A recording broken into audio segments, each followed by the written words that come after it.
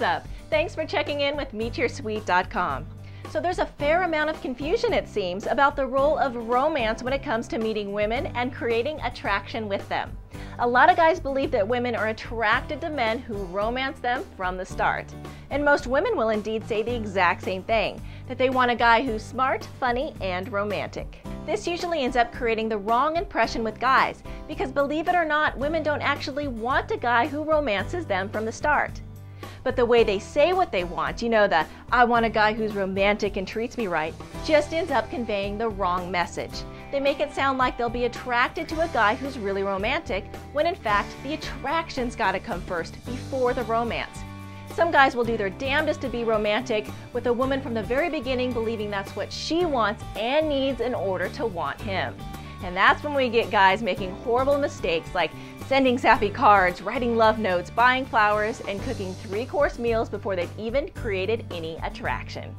Here's the deal. Romance is an issue that has been seriously overplayed in our heads. We're sent confusing mixed messages from TV shows, movies, even advertisements, not to mention women themselves. Think about it. How often have you heard an attractive woman say how much she would love it if she could meet a really romantic guy? But of course, what she doesn't say is that she needs to already be attracted to that guy in order to enjoy the romantic side of things. I've even heard women say that when a guy gets too mushy too quickly, it actually repulses them. Here's some food for thought. You can't even think about getting romantic with a woman before she really, really wants you.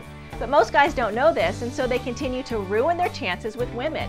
So here's what I suggest. Don't write off romance altogether, because it's a really powerful tool and one that you could absolutely use to ramp things up a notch. Just don't try to get romantic before you've gone ahead and created some serious sexual tension. Oh, and another thing, if you're going to get romantic, remember that the key is how personal your gestures are, and also how small and well spaced they are. A lot of men think that the more romance the better, which is totally misleading and exactly what Madison Avenue would love for you to think.